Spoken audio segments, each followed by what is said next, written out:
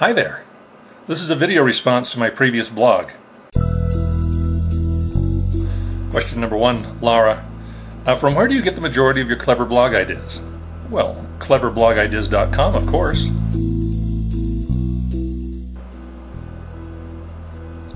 Question number 2. Think about the time you spend blogging. What had you done previously with this time before blogging? Do you miss this time? The truth is, Seth, I've been online either on the internet or before then the electronic bulletin boards of the 80s and 90s for decades now. And for me, blogging or writing in some form on a computer so that other people can read it and reading books, those two things go hand in hand. However, I recognize your point, and sometimes I spend more time blogging than I should. Question number 3. How can you write a blog and read a book at the same time? Well, it's really quite simple, Reverend Basso Profundo III. For example, you take a computer like this, a laptop preferably, although I can work with regular keyboards. Then I slide it underneath my rear end, and I have very dexterous ass cheeks. And lo and behold,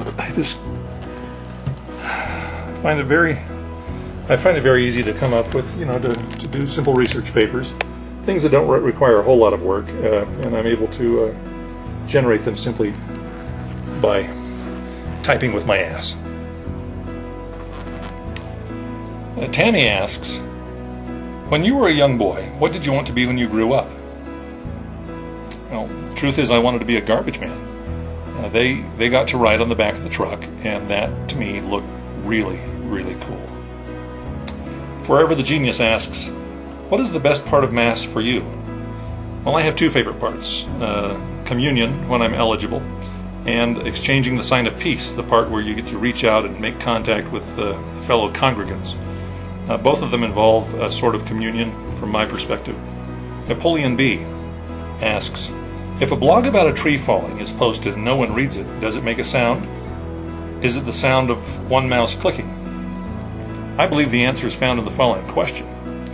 If a blog about a falling tree in a forest is posted and no one reads it, did the tree fall? Okay, Poppy Donitalo asks 2 questions. What are some of your favorite cheesy 80s sci-fi flicks? I only want to share one today, Poppy, and you know which one that is. I'm talking about Buckaroo Banzai. I love that show. I want to be Buckaroo Banzai someday when I grow up. Explain why guys don't need to act like jerks to get women. Well, because being nice is better, and if you act like a jerk, they may kill you. I'm serious. It's going to happen. Mars asks, I hope this is not out of line. What made you decide there was a God? Well, now we're getting into metaphysical epistemology. How do we know things? Fundamental things. The truth is, I don't know that there's a God. I believe, and sometimes I'm having such a rough time that all I can do is hope. But the reason I believe is because of reflections and shadows I think I've caught glimpses of from time to time. The Urban Deva says, I'd like to know stuff about stuff, please.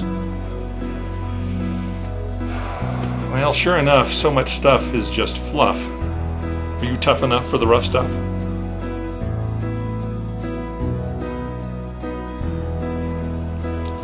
D asks, how did you come up with the name Mr. Know-It-All? It's something that I sort of discovered for myself back in the late 80s when I was on electronic bulletin boards. I even knew at that time that it was too cute to be of my very own invention, that I was simply probably discovering what somebody else had already discovered. Google didn't exist at the time, so I had no way of checking. So I've been using it off and on for many years now. Leslie asks, is there such a color as black? Well, yes and no. No, if you look at it technically, because black is, of course, the absence of all reflected light. But on the other hand, you go to the store and you can purchase a can of black. So,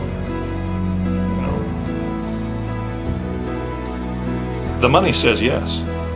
The mind says maybe, maybe not. I think your most embarrassing moment should suffice. Oh, many years ago, when I was in my 20s, I was at a church function with a bunch of young people, including beautiful young women. And so I was being my comedic best. I was being witty. And after the event, we were out in the foyer, a group of us, including some of these beautiful young women. And there was a cane sitting there, and I grabbed it and I started doing this shtick where I was, wobbling, and I was twirling it, and people were having a good time. And then all of a sudden they quit laughing, and I was the last person to notice the person standing behind me, this young man who was leaning against the wall, and he asked, "May I have my cane?"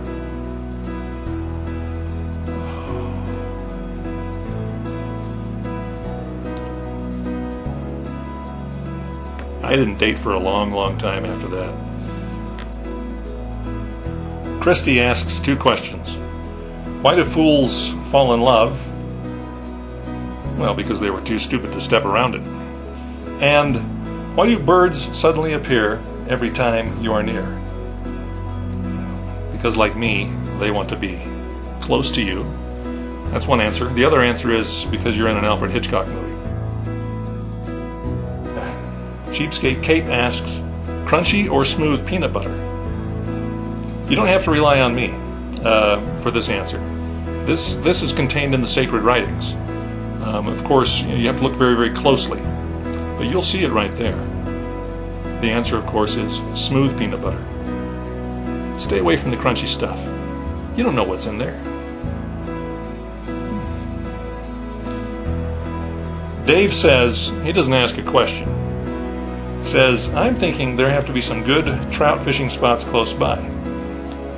I would think someone living in that area, that would be you, would video yourself fishing and catching a fish.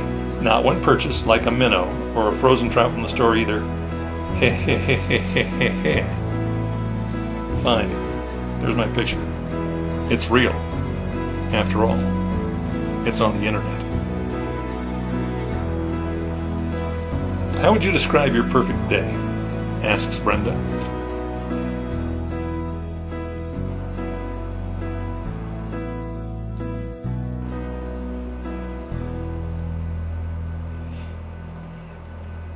Max from Down Under. Peter likes Susan, but not Shauna. He likes Nancy, but not Edith. And he likes William, but not Charles. Following the same logic, will he like Roger or Chris? Roger. Pete from Chicago, one of my oldest online friends, asks, what is the most difficult part of the Police Academy? The answer is getting in. You get in, you're going to have it done. Very excited for you, Pete. Look at us, we're beautiful.